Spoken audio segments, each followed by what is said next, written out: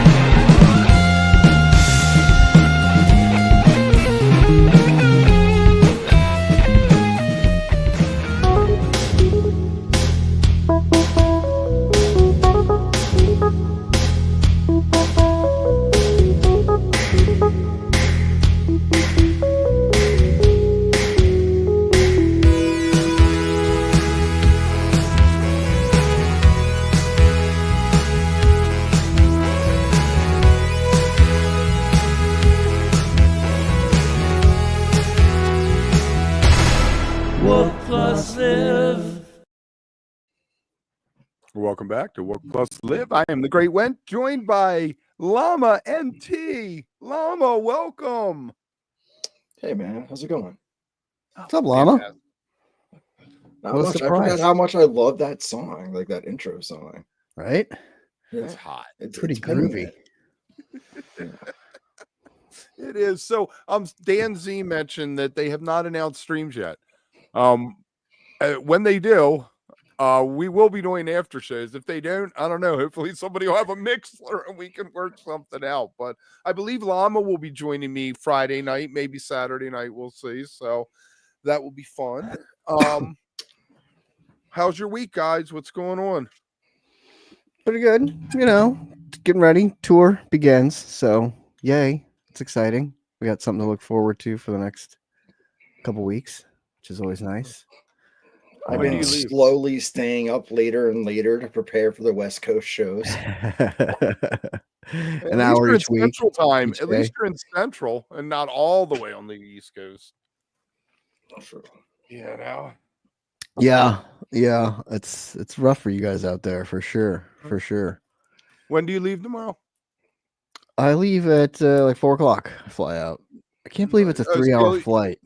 You'll be able to spend the nice night, have a drink, get an early sleep so you can enjoy the festivities. Yes. What are you looking forward to? I know you want a piper. We know that.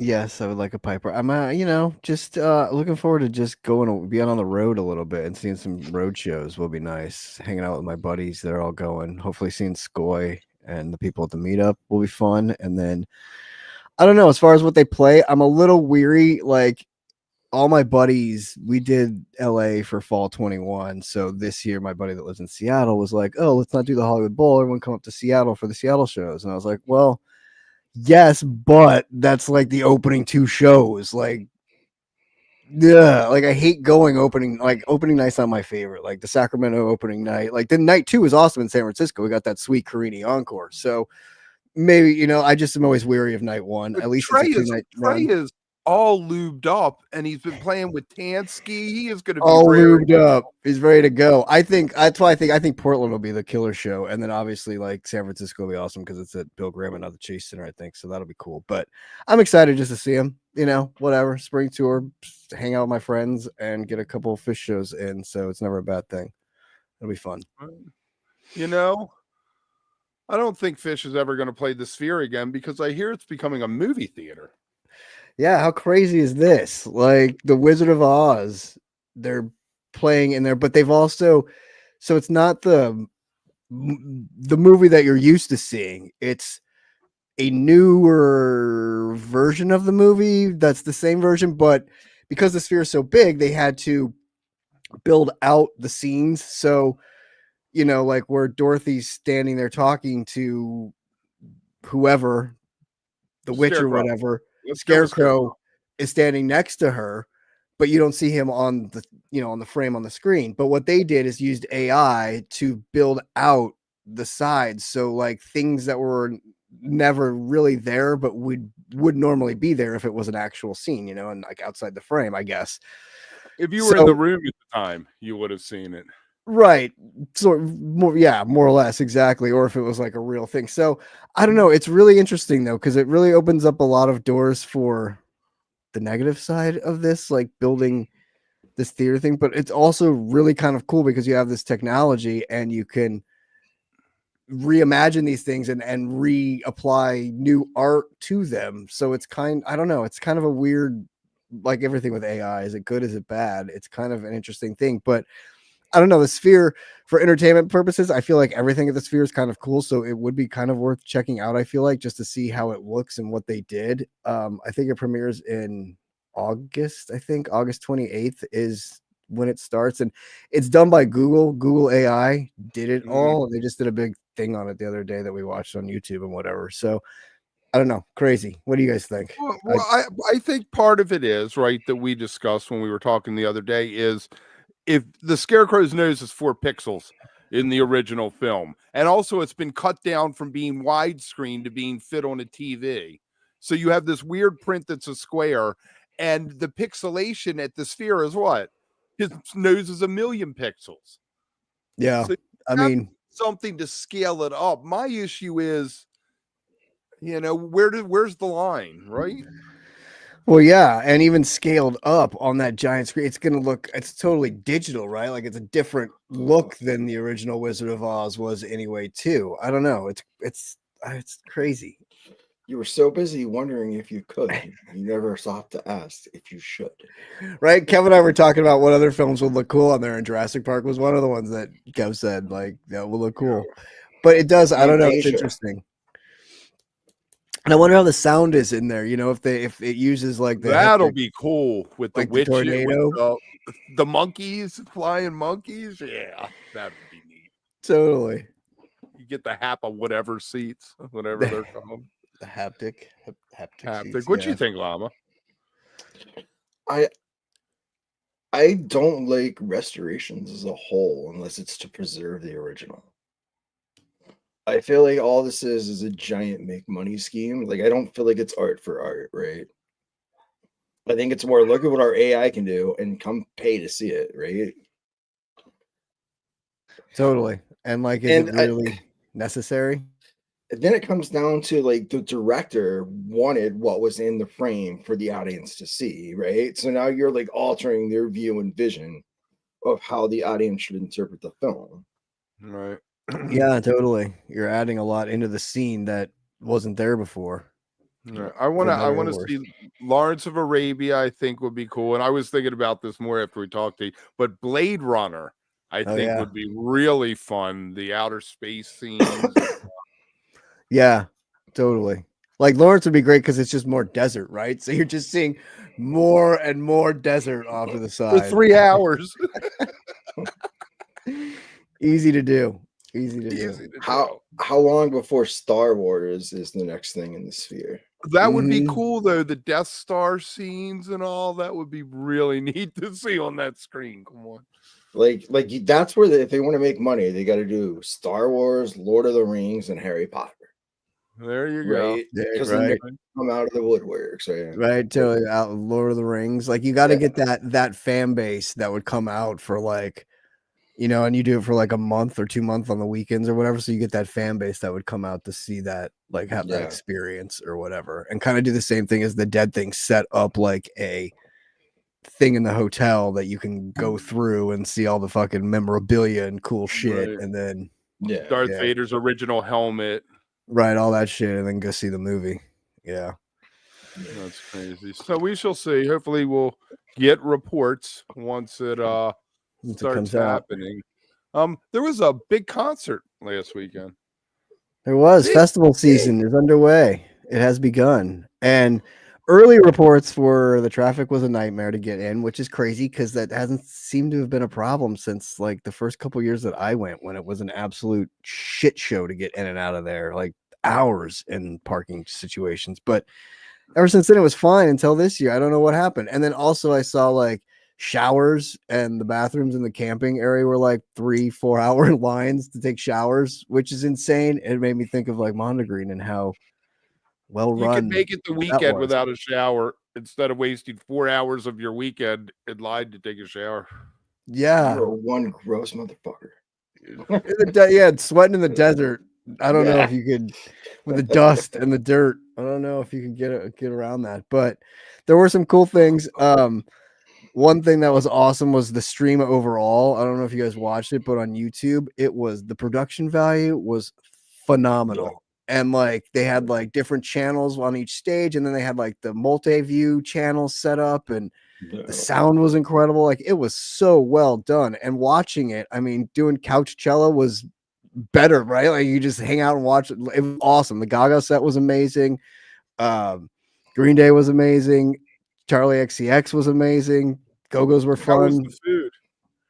My food was delicious. The bathrooms were easy to get to here.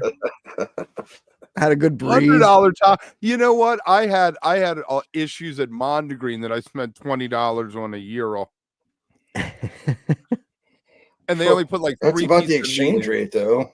Right? Yeah, $20 Yeah. isn't bad. That's about right. That's I don't know, man. I get sticker shocked. I don't know.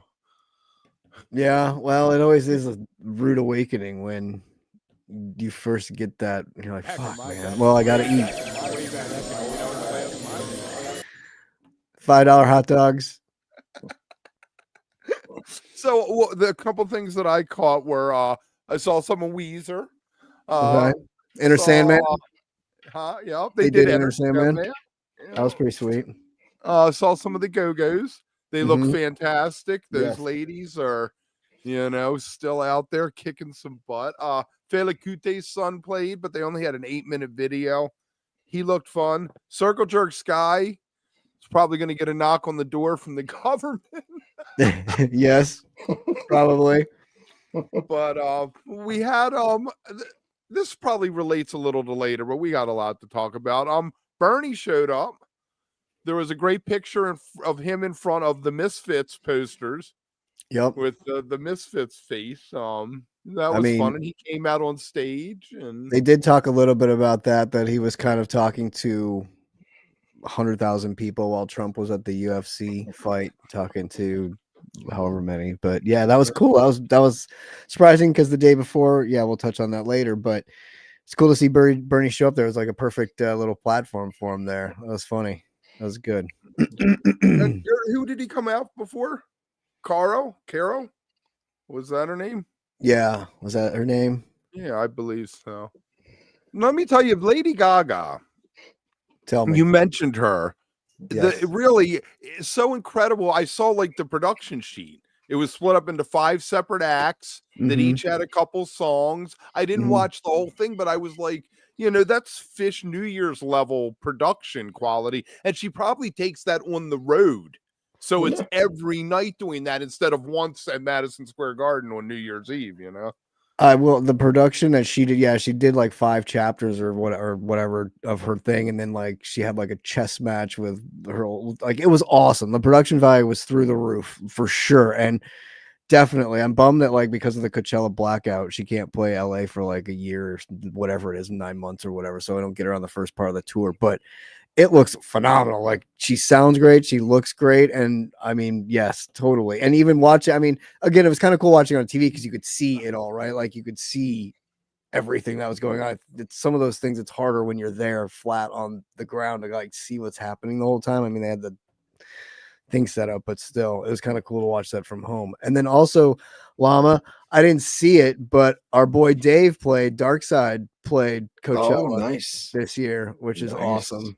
Yeah, which is really cool. And that's the thing I love about Coachella, because while Dark Side is like kind of fits in this weird realm with everything there, is very Coachella, but fits into a weird realm when it comes to like music like that. But then you also have this year on one of the main stages, the LA Philharmonic played during the day, which is fucking so cool. Like I don't know. It made me very nostalgic for Coachella. And I talked to some of my old Coachella buddies and I was like, I don't want to go, but I kind of want to go. So I think we should go next year. So I'm going to try and go to Coachella next year, I think. You know what other festival had an ensemble play? Who? What? Choice Fest 2. That's right. They did. The Brandon Eater Ensemble. That's right. Yeah. And who was in Ensembles in the afternoon. Great. Fantastic, right? Yeah, especially in the sun. Like, yes. Afternoon music when you can sit like in the grass and just like enjoy. It's the best. Yeah. It is the best. Oh man. It is the best. I will never go to Coachella, but good for them. Yeah, I can't see you. Mostly also the desert and the heat. I can't see you enjoying any of the setup there. I mean, Mondegreen was an hour. I think you would like some of the bands though. I think you could get into that. Some of the tents, like the smaller tents and not the main stages, which are madness, but some of the tents have like Dark Side, like Weezer, like they have some fucking good. There's also like the DJ tents, which are a little intense, but Mondegreen was an hour and a half away, and I debated going. You're not flying across the country to the desert and then taking a 2-hour drive out from LAX to renting. How'd you make it to Dick's 2 years in a row? Yeah, right. I did. That was well, that was a lot too. I'm kind of glad they aren't doing it, so I don't feel guilty about not going. You know, are you going out to Boulder for 4th of July? Or you're going to be in LA, right? I'm going. Yeah, I'll be going as long as I can fly and move my shoulder enough. I'll be going. Yeah. Right. Llama, are you coming out? I doubt it. Yeah, I was a little unsure, but then once the boys announced the show, I was like, well, I'll be here for sure, at least to see that, if nothing else. Yeah. So for sure. I would go to see them, but I wouldn't be able to make it because I don't have any more PTO. Oh, right, and it's a Thursday. Yeah. Right. So we get I've been calling this exactly merch table to run. Sorry, Kev, go ahead. I've been calling this the full court Phish press year because it seems like every time for the last year and a half, maybe we turn around, there's articles coming out, they're talking. They never talk. They did the Pink Floyd thing for years. There weren't many interviews, and we're getting a lot of stuff. We had 2 things come out this week. One from the Mercury News. There was a Get to Know Phish thing where they interviewed some person, and good enough, interesting enough article. They called Bowie the Orpheum Bowie, and I take issue with that. We're not Goose. We don't name our songs after cities. It's the 94 St. Louis or whatever it is, And the other article, though, was in the New Yorker. I mean, I feel like they're in a bid for legitimacy at this moment because the Rock and Roll Hall of Fame thing's coming up. I mean, if you think back a bunch of years ago, there was a large gap between Phish and the critics and everything else. And I feel like that's really, they played the Sphere. They've done all this press with people. They did the festival. I think my prediction is with this press that we're getting now, we're going to get some more probably next week. And they are going to get the nod this year as a first time. Because of the blitzkrieg on the press? I think so, yeah. I think it's a sign. I think Cyndi Lauper gets in because she announced her final tour. I think it's all business. I mean, I'm not blind to myself about it. Right. Well, speaking of that, Kev, we did a whole series of debates on every nominee to get nominated. You should check it out on the channel if you haven't yet. What was the result of the Outcast debate? What? Outcast. I think I was hold on a sec. I can tell you. I was pro, I believe. I was pro. Kev was con. I was con for Outcast, yes. We flipped a coin. Son of a bitch, you're wrong. Right. Well, what's your argument? We didn't do. What's my argument? We didn't do it. It was like a top 5 song of the millennium. No.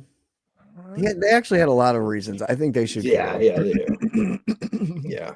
They had some strong points. We just kind of looked it all up. Hey, thank you, Savvy. Like we looked it all up and we didn't really do our personal opinions or like what we thought. We just kind of did a straight, like, here's sort of their resume. These are the criteria. Right. Here's why they should or here's why they shouldn't. And we just sort of like went back and forth on Oh, okay. whether they match up to that, which was hard because I think I was con for Phish, and I was like, I'm definitely not con for Phish, but for this, like, here's the reasons why they wouldn't get in or Right. whatever. So, And you made a good Okay. case. Part of the problem is they have not had the mainstream success and studio success, which is one of the 4 pillars or whatever that I think they lean on a lot. but they also crush it in other areas that other bands don't. That, like, we, especially towards the end when we started talking about bands like White Stripes, Soundgarden, some of these like shorter run bands that weren't really around very long. Phish has been around for fucking ever and like still going and still doing what they do. And like there was a hiatus, but they came back strong. Like it's still like they basically had 2 careers, right? Like compared to some of these other bands. So And as far as studio goes, they did get a Grammy nod for Best Rock Yeah. Instrumental First Tube. yeah, and they have had, you know, there's some they have had a little bit of radio playing albums and things here and there, but like yes, I mean, once we got through all of them, it was interesting to think back on some of like how nobody really crushed every criteria that kind of you lay out for every, like when you argue one thing Yeah. with one band, suddenly in the next band you're like, well, I can't argue that because they do meet that, but they don't meet this one, which the other band did that we said should get in. So it kind of gets in this like weird, like, well, Yeah. how do you decide what's more important or who's what, you know? So it was interesting. It's It's for the fun, though. gatekeepers to decide. Exactly. Did you read either of the articles, you guys? I read the New Yorker one. It was fantastic. Yeah. All right, what did you find most interesting? The definition of wook. Yeah. That boofing was mentioned. No, I was kind of interested on how it played out. Like it wasn't an interview. It was more just like getting to know Trey in a span of months, right? Or like the rest of the band. Because like a lot of the moments were like, oh, when this happened, I got a text from Trey that said this, right? You know, which is more, I think, real in a way, because it's like, oh, this is what I'm thinking at the moment. It'd be good, right? Instead of like, oh, I have my pre-prepared answer for an interview. And Trey was very, I mean, he always has been, but the raw honesty of what he went through, and that he's like, I would have been dead in a few weeks. I mean, that hits. It really makes you take a breath and think for a second, am I doing the best I can? So I can have those few extra years or whatever, or a whole new career, like you were saying, like a reinvention, you know? Yeah, completely. I think I like the sandwiches. That was funny that she walked in and Paige and Trey were having sandwiches. Yeah. I did get a chuckle out of that. I like when Fishman, I found it interesting when he said the less I remember about the show, like the better it was. And that he was doing things on the drums that he didn't know that he could do. Like to be that level of talented, right?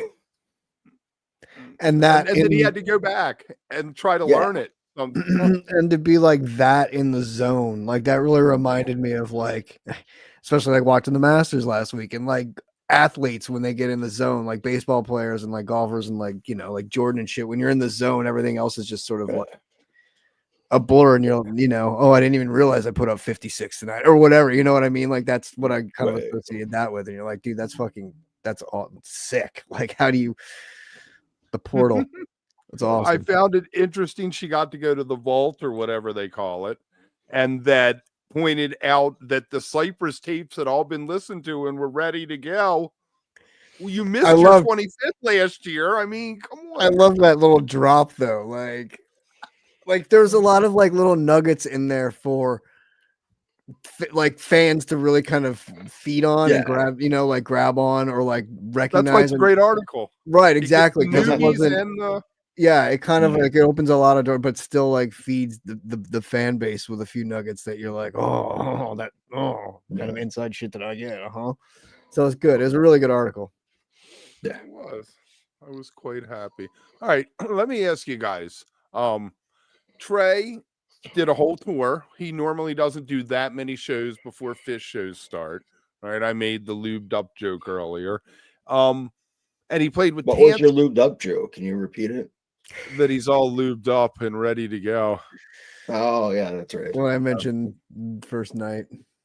Now, do you think that the playing all the shows won and the stuff he was doing with Tansky, which if you listen to like the Petricors, they were really nice with just the two of them. I can't say I want to hear the full band, but I feel like Trey was finding new little roads. You think that's going to play out with the coming shows?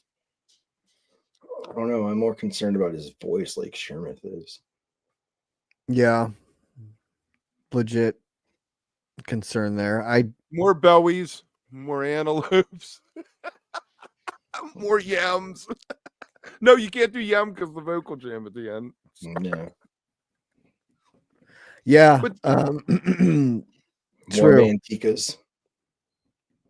Yeah, there you go. But do you think that well, let's take them one at a time. The first thing, do you think that the familiarity and the playing all he has, I know he plays all the time, but playing in front of a crowd is a different thing than sitting in your living room, noodling, practicing. Do you think that he's going to walk in there and be fired up and be mid-tour ready? No. Yeah. I wouldn't say mid because ready. it's not just him, right? It's everybody, and it's them vibing together, and it's going to take a show to get that groove back. Right, like everything. Yeah. Do you think Long they've rehearsed before? Yeah, You think they've rehearsal's been in one the thing, barn? but playing live in front of everybody and having the timing and the drop-ins and the length, like everything right, is a totally different animal. So yeah, it'll definitely take a night to, a set. And then by second, usually if you, they're pros, so I'm sure it doesn't take them that long to at least get feeling, like finding their way again. But I think to really kick all the rust off and be ready to go, yes, like usually night 2 or night 3 is where, and this is only an 8-show tour, right? So you're hoping it starts early and there's not a lot of stress on his voice in only 8 nights. Yeah. Any repeats? All right. I don't know. Like probably, I would assume. Yes. I think we're past the point of. We'll get into Sturgill in a minute. I think we're past the point of trying to do whole runs and no repeats because I think the 2019 run showed them that maybe you don't get the best out of the band when you're got scraps left over. You're trying to make it so we have a nice long song every night kind of thing, Yeah.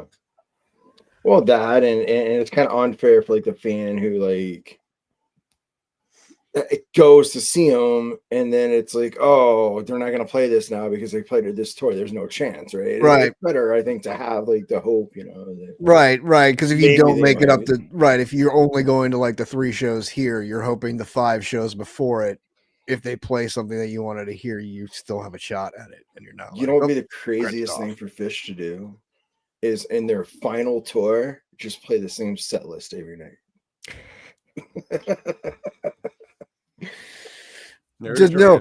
Just play the same songs in different orders. Yes, in different order, yeah. So then that way you're like, wait, we heard this last night, but it was like the last song, and they're opening with it tonight. Have either one of you been to this venue? Because it's new. It was formerly called the Arena, maybe, but they reopened it as Climate they Play. rebuilt it for the hockey team and shit. So it's like, and it's eco-friendly. Apparently, eco-friendly, it's a cool venue. Holds 17,200. So somebody mentioned earlier, maybe low ticket sales is why they aren't doing the stream, but that ain't gonna get anybody to show up. Just do the stream and take that money too. Pocket what you can. Come on. Pocket what you can. When did they play there? When was that tour? I think it was 23, wasn't it? I think it was this tour, actually. Right, yeah. All right. So it was 2 years ago. Good enough. Then when the Sunday they're playing the Moda Center, and I don't think they've played Portland for a really long time. What, 98 maybe? Or 99 Portland Meadows? Oof, really? It's 420 that day, isn't it? Yeah, it's 420. This place holds 19. This place holds 19,000. It's where the Trailblazers play. I bet you that show's going to be undersold like crazy. Yeah, I could. That's why I think that show's going to rip. It looks like the last time. Well, when was the last time they were in Portland? Simon, I think they're going to stream it. We're just speculating because it's 2 99 days before. Yeah, 99. All right, cool. Portland Meadows. Yeah. September, yep. So it's been Wow. 25 years. That show's So- gonna rip. That show's So gonna fucking be they awesome. haven't played in Portland since 1.0. Right. Yeah. Right. Yeah. And this is going to be fantastic. That show's gonna be fucking Off incredible. the hook on Easter and 420. People are off Monday because I guess Easter Monday. They got what? Tomorrow's Holy Thursday. Then we got Good Friday and Holy Sunday, Thursday. Saturday. I'm going out to a brunch on Easter, and let me tell you, they got fried shrimp, and they got the steamed shrimp, and they got the raw oysters, and they have a gyro bar, which I've never heard of at a buffet before. But they have a Wow. I gyro hope bar. it costs you It's a $20. Greek restaurant. Wow.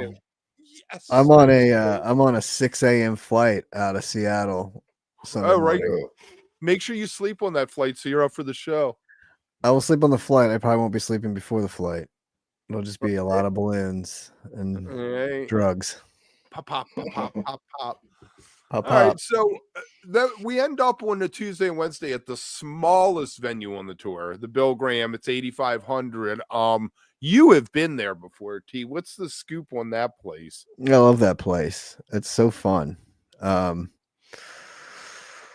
It's a great floor balcony venue, and I think it's so much better than the Chase Center. Like they played the Chase Center in 21 fall tour, I think, for the first time, nights 2 and 3 of the run, and that place was fun. I mean, again, we got, the Carini, and that second set was fire that night. But I think they always like playing San Francisco wherever they are. But I feel like Bill Graham brings it a little bit more because it's that intimate feel, that like that Yeah. kind of clubby venue feel to it. So that's why I always liked it. So I think those two shows are going to be a lot of fun. I mean, coming out of Portland, I think that run will be great of Portland, San Francisco, and then I'm hoping they keep it going for the bowl and something fun at least happens during the bowl run this year. So, and then we got Night Zero, Tabor's Choice, which is what I'm really looking forward to. Yeah. We got a question for you, T. Where's the best sound?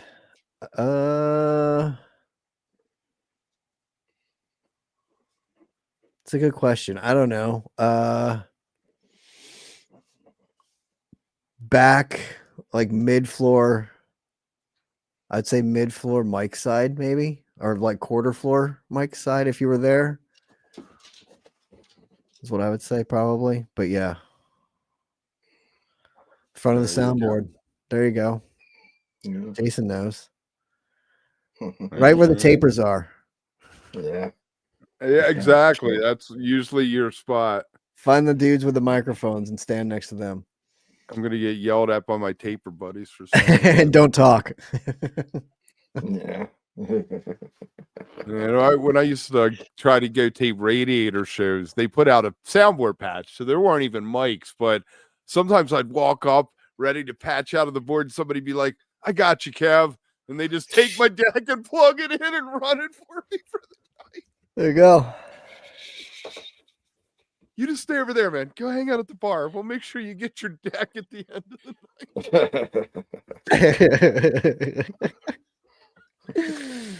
night. All right, Hollywood Bowl. All right, you just go off about the Hollywood Bowl. That's your hometown I've done. If you know, don't start. Don't make me start. Don't park there. Don't even think about parking there. Get there early. It's such a shit show. Try to get, if you can afford it, get the garden boxes or the terrace boxes, or get down front in the pool seats because everything else sucks. But it's a fun show. The lights are a lot of fun there. I love the bowl. I love when fucking CK does the lights in the bowl. It's fun as hell to me. And the last few years, I think they always have fun there, like the 50 Ways to Leave Your Lover. Like we've gotten a lot of fun things at the bowl. So I'm hoping that's the kind of show it is. I mean, yeah, I don't know. That's what I always like. When they do something fun like that. 3 nights is big, though. I feel like 3 that's nights a is cool big. venue for 3 nights, Yeah, it is. It is. It'll be fun. And closing the tour. So, that like Sunday night will be a fun show, I think. And then we'll wait 2 years for them to come back to the West Coast. So it should be a good show. Hopefully it'll be a good run. At least 2 years. At least. True. They might accidentally tour the Southeast and Midwest before they make it back. Totally. You know, you asked about repeats. I bet you get 2 Tweezers. I bet you get 2 like life-saving guns or Wave of Hopes or something like that. One of the newer, because like Trey said in one of those articles, they're the things that he's into. Right. You know, at this moment. So when he wants, what did he say? Walk through the portal or something like that. Yeah. I can see that. Or some of the ones that have gotten more playtime already, you know, like my friend last year, you got a lot of those, like the ones that you got 3 or 4 times on those runs a lot. So yeah, I could totally see at least a couple of those songs getting double dose for sure. Getting a Coyote. There you go. I think a Coyote would be appropriate at the bowl. It seems like a really good place to play that. I don't see it happening. That's what I like. That's where I would like it. Simon over on Facebook. We do not think Halloween's happening. It's going to be a end of September, middle of September. It'll be Bourbon and Beyond on the 12th, and then maybe Georgia, maybe Nashville, and then maybe Hampton. It'll be another 8-show run. Well, we're pretty sure Hampton is definitely happening. So whatever happens, what happens between Bourbon and Beyond and Hampton is kind of the mystery, but we're pretty sure Hampton's going to happen that other weekend. So, but yeah, Halloween, unfortunately, like the Eagles took the Sphere, and we had Matt Bush on last week, and we kind of talked about this, and he and I both were kind of shocked that Phish wasn't doing the Sphere for Halloween this year, because I figured that would be their next level up for the Sphere, would be to do that. And I kind of saw, I don't know, that's kind of where I thought they were going. It didn't really make sense though with the West Coast run and then doing the way the tour was lining up, but I still thought it might happen. And so I don't know, but I would assume when we get a Halloween, I'm hoping that's where the next one will be. So yeah, before they do Halloween, the big Halloween rumor I kept hearing was Chicago. But they're playing that place in the summer now. So they aren't going to go back, like you said, to that place again. Yeah. They really make them wait 9 months to play if you play Coachella. That sucks. Yeah, it's something like that, because I totally forgot about that. And then I was talking to Dave at the Taper's Choice show, and I was like, dude, why are there no LA Dark Side dates? Like, what the fuck? And he's like, Coachella blackout, man. I keep blah, blah. I was like, oh, fuck, I didn't even think about that. You're right. So I did a private show with the Radiators once. And a lot of drinking tonight with Radiator drops. It was after Artscape, right? And they made me pay some extra amount of money because they were playing Artscape. Now, mind you, Artscape was free. It's not like they were losing any money. Right. Anybody in the world could walk up to that show for free, and I never liked that guy after. I'm not going to say his name, but he always stuck in my craw after that. Stuck in your craw. Yeah, drink. That's right, guys. Drink up. Yep, all right. You know, we talked a little bit about Phish maybe repeating 2-3 songs, maybe 4 or 5 over the course of 8 shows. Our buddy Sturgill Simpson. Hang on, Kev. Hang on. I got a radio star. This is brilliant. This is exactly what they should do. Because I was thinking when we were talking about the Wizard of Oz, I was like, they should have a concert go on while you're watching the Wizard of Oz and match it up. But now you've got just do this. That's brilliant. And actually, they should just play Dark Side during like one of the midnight showings of the Wizard of Oz in there. That would be sweet. That would be great. That's very funny. Nice job, Radio Star Killer. That's funny. Kev, go ahead. What are you saying about Sturgill? Lay it on us. Well, Sturgill played 2 nights, and Sturgill has become a jam band darling as of late. Since Johnny Blue Skies, his tour, people are loving what he's doing, and he's a regular artist he has one foot in that other world where you play 4, 5, 6 of the same songs every night. They're your new songs, they're your hits, they're the ones you're working on, whatever. So before the show, he was explaining to all the jam band fans that there may be repeats, but he framed it with the phrase, "Don't be spoiled little bitches." So some people took offense to that on some level, as opposed No, to me seeing it as a little, no, as him being a little country punk having fun no. with. Not jam band fans taking offense to something. Stop. Wow. Right. So again, there's two questions. Should people be offended or take it as, hey, that's funny, good for you? And second, should it be a rule? It's an unwritten rule, but there seems to be a rule in the jam band world that you don't repeat songs from night to night. Should that not be a thing? I think jam band fans need to think of it more like jazz, right? Like you're gonna see what they're playing at that moment on that tour. And then it's going to evolve to something else next year, right? It's never going to be like it was before. It's always growing. And a lot of times they would play the same songs, completely different improv though, right? So I think if you think about it more like that, right? If you think about songs as like standards and that you're just seeing a version of something that's going to change every time, then you never see the same show twice anyways, even if they play all the same songs. Right, because the jam's always different, and there's things in Yeah. the song that are always different. They're not playing a 3-minute song the same every night, like if it Right. was like a pop band or something, right? Yeah. Totally, I get that. I think no, they shouldn't be offended. I think it's a funny disclaimer to throw out there, knowing now that half your audience has come over to that side and expects that. So that's kind of funny, just knowing that I'm not and getting ahead changing of for it. you. Welcome aboard, but Right, I'm not exactly. Like this is Yeah. the actual real shit that you're here to see. So shut up and enjoy it, type, you know. And I think that to his point, though, I mean, he played with Bobby and Rick down at the Dead's Mexico thing this year. So I mean, he's in the scene. So it's not like he's not familiar with it. So to me, it's very also jokey and funny and like, like don't be little bitches. punk. Enjoy the show. Like you're getting this show. Enjoy it. Like let's go. I don't. Yeah, and of course people I don't are gonna. think it was with malice. I think it was done with Exactly. love. And fucking social media and people, of course, are gonna fucking. You don't get rid of social media and you don't have that problem. There you go. There you go. Yeah. Real quick, T, I don't know if you saw this. Forest Hills is one. They got their permits because they hired extra security to deal with the noise, which says payoff to me, but. Well, exactly. How does extra security deal with are they? So is it like noise outside of the venue after the show? No, I think there's the bands. It's the band. Right. So like, what does that do with security? Like, oh, we got 4 guys coming up here to tell us to turn it down instead of 2. Whoa, okay. So What? that's weird. But if you have the tickets, you're good to go.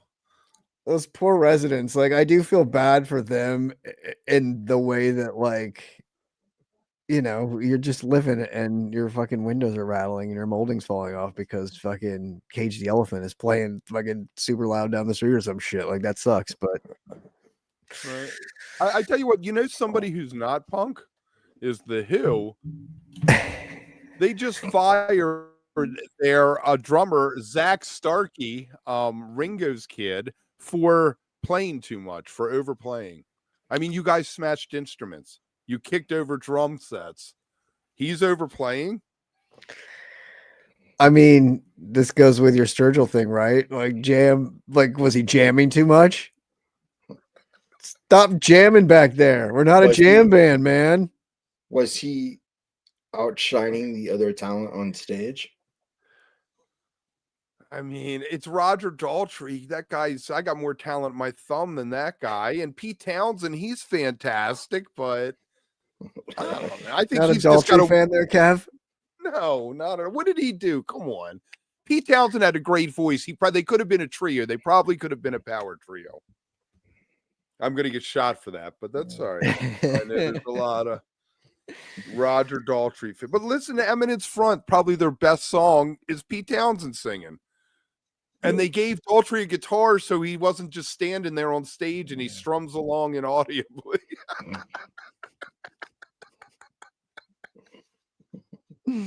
Go ahead. Anyway, Continue. He's been playing with them since '96. He's been playing with them since the Quadrophenia tour.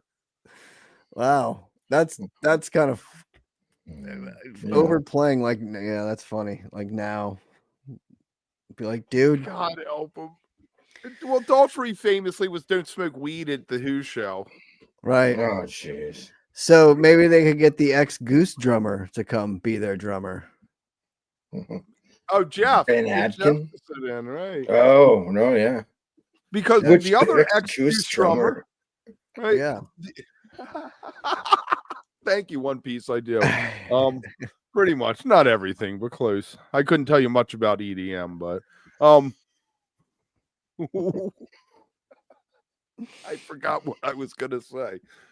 What were we just talking about? Pete Townsend and the Who and your love of Roger Daltrey. Oh yeah, I forgot. I don't know where that was going, but anyway, poor Zak Starkey. Oh, I was saying about Houseplant, the other Goose drummer, Ben, has been playing with Houseplant. I got to interview Tavis last week and their new guitarist Rody. His name is Rody, that's his nickname.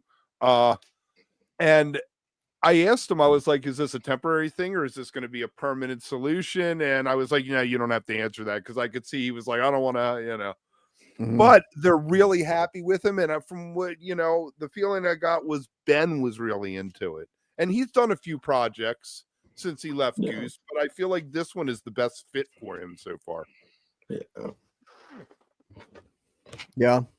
Did you listen to that video I sent? Well, aren't they the band though that you were talking about, that they had 5 members and 3 of them quit because and it's because they wanted to start. They always said they weren't going to tour, and then now they said that on this show. Yes, on our channel. Yes, and we had them on. They said that they were going to just kind of like tour in their local gigs and maybe once in a while do a Goose after show and right. And then 2 of the guys decided that they wanted a tour, so 3 people left, and so now it's sort of and they got a permanent keyboard, permanent guitar, the drum seats open, but the last 4 or 5 shows they've played have all had Ben behind the drums. He has his solo band, Elephant Proof. Hey puppy, there's some love. Just comes up and that's great. He played with DJ Williams, which is more a like Curtis Mayfield kind of funk thing, soul thing. Okay. He played with something called All I, which I haven't heard yet, but it was another thing he did. It just feels like this is the right place for him. So okay, good. We like Houseplant, so hopefully everything works out there. Right. But anyway, the video I sent you is a 3-song run that's like 30 minutes that they just put up on YouTube, but the first song is a Sturgill song. Oh, okay. So, nice. I'll have to check it out. Yeah, they were covering him last night while he was pissing off the people in Denver. Nice. That happens. So have you guys, either of you, ever listened to the new Mastersounds, really?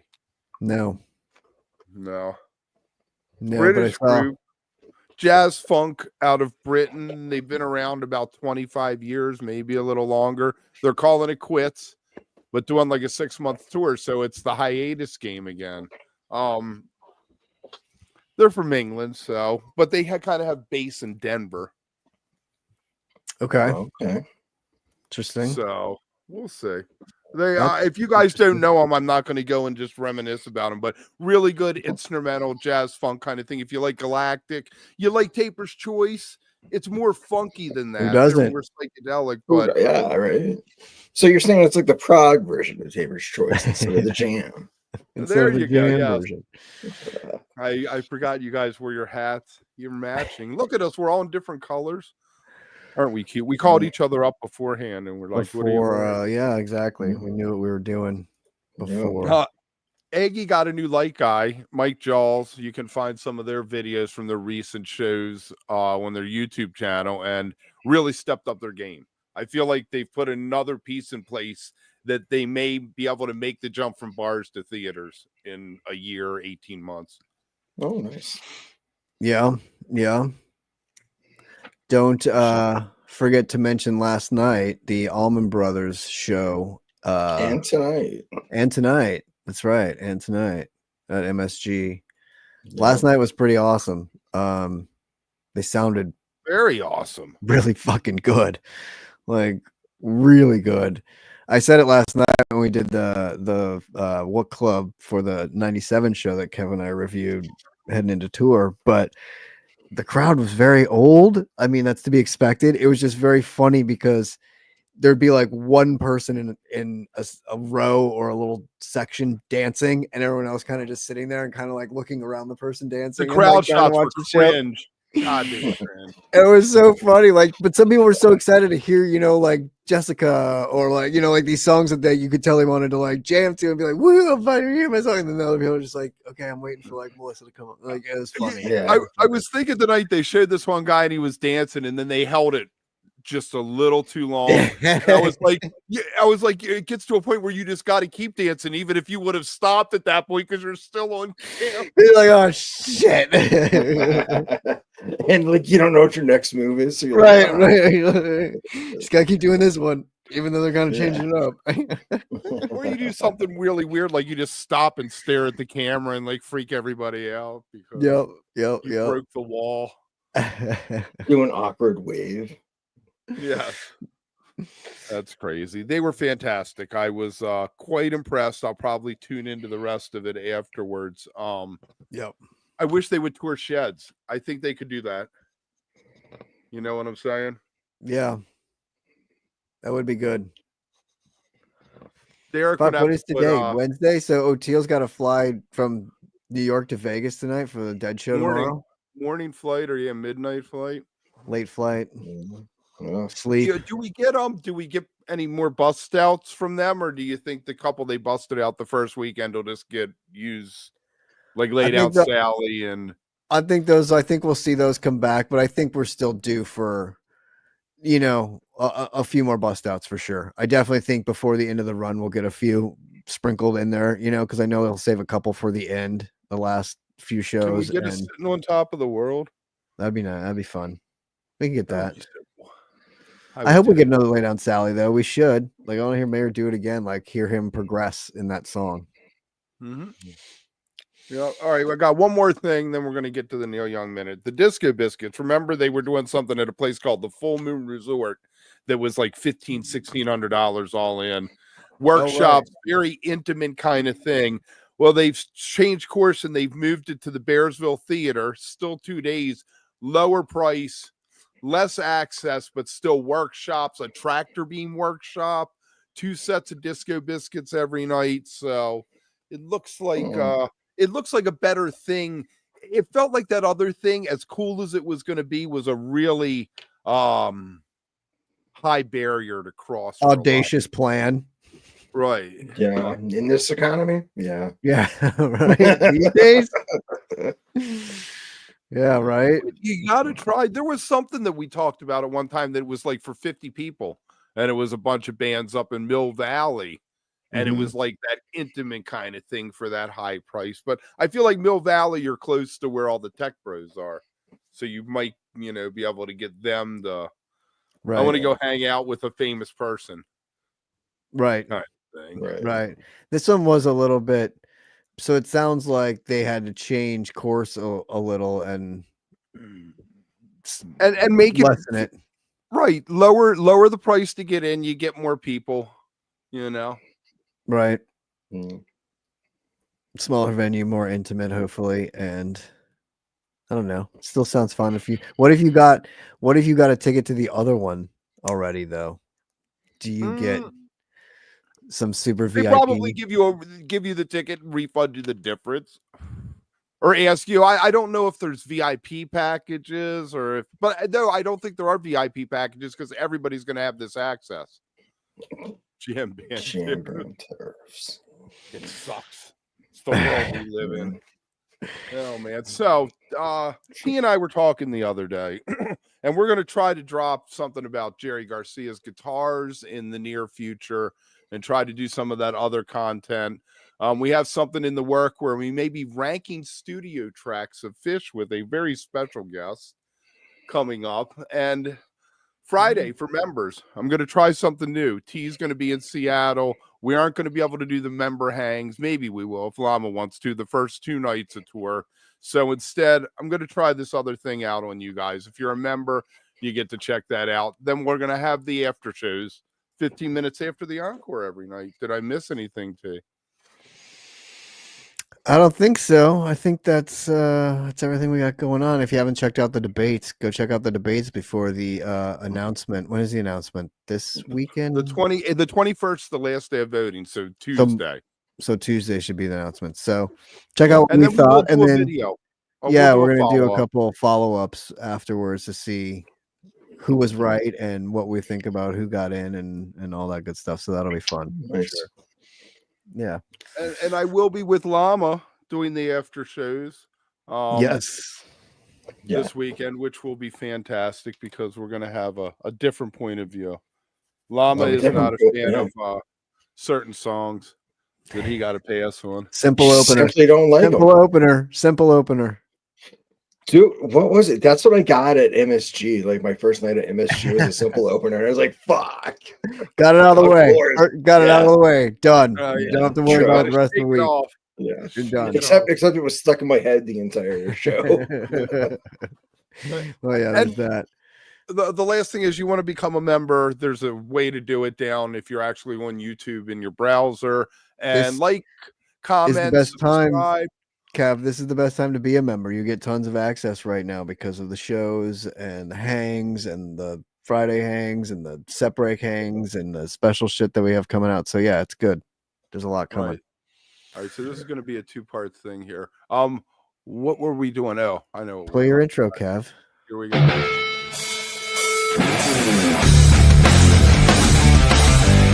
The Neil Young Minute. Look at that. That's right. It's your Neil Young Minute. So we talked about Bernie at Coachella earlier. Our boy Neil did played at the rally for our man. Oops, sorry. Go ahead. There it is. Take the boxes away. Do that. We need to take the boxes off. Yes. We're professionals. There it is. And he played with Joan Baez. I guess they did Rocket in the Free World. Yeah, good for Neil. He just doesn't look healthy. I think Daryl is not doing him any. Look at Joan just out there rocking in the free world. I mean, right? Looks good. I didn't even know this was happening. And then all of a sudden, like, I think it was the next day, I think when Bernie was at Coachella or whatever, so I was like, oh yeah, they did a thing with Neil Young earlier in the day or yesterday down at City Hall. I was like, what? And then I looked it up. I was like, oh, hey, Cav, here's your Neil Young Minute. Like, I should have been down. I should have gone down and checked it out. There you go. We're going to put everything back. So one other thing, though, we have we have a two-part Neil Young Minute tonight because his movie is coming out. Now, what's the thing with his wife did the movie? Is that the deal? No. I thought it was it was somebody. No, Daryl Hannah. Daryl Hannah did the movie. Daryl Hannah did the movie. Yes. Oh, okay. And it's the pre-reviews, people who saw the pre-release of it kind of panned previews. Yeah. Panned it. Yes. It's gotten brutal reviews. So we'll see. We'll see. Oh man. What is the point? It's a concert film? It was done during COVID. Is that like the story of it? I think. I don't know if that's the story of one. I don't know if that's the one. I don't know. We have to look now because I don't know if because she did the documentary and that was the one. Right. I think it was filmed over COVID. Yeah. Right. And like, yes. And it's gotten brutal. Panned. It's gotten panned, which sucks. Brutal. I really loved Splash growing up. Fantastic, right? Fantastic movie. Fantastic movie. Ron Howard's first movie. Wasn't that like one of his first directorial things? Ron Howard. I didn't realize that. Yeah, that Daryl Hannah was. Is she married to him? Is that what it is? She's married to him. Yeah, I think you're right. Yeah, the woman he had kids with the whole bridge school thing, the mother of those children that he helped with all the bridge school benefits, they got divorced a while back. Right. Yeah. And so she, I think, he's married to Daryl Hannah now, and she's the one that did the documentary, and it's gotten like 1 star, I think was the review that we read, like out of 5 from. Be kind, Somebody people. far. Be kind. It's Fucking Neil Young critic. we're talking about here. All right, members, I'll see you Friday morning. Everybody else, we'll see you for the after show. Hey, Friday enjoy the night. shows, everybody. Let's hope the live streams happen, but we got Phish this weekend, so everything's good. Everything's right. Llama, thank you for coming. It Good to see you, really Llama. made me so happy Yeah. to have you on. It I really did. know. So good to see you. It's crazy. I've done an episode with Llama before Tim, since Tim's left, gone on hiatus and sabbatical. Oh, right. Well, Tim said that he's going to be back on Tuesday and Wednesday next week. We'll see. Right. He's back from vacation next Tuesday. Maybe it'll be the 3 of us for that. Those they probably are going to be the shows of the tour. You know? Maybe get Llama to come back. It can be the 4 of us for the first time in forever. Forever. Forever and ever. Forever. City Boost. Oh, wait, we got to yeah. stop it. Shit. MC Roach.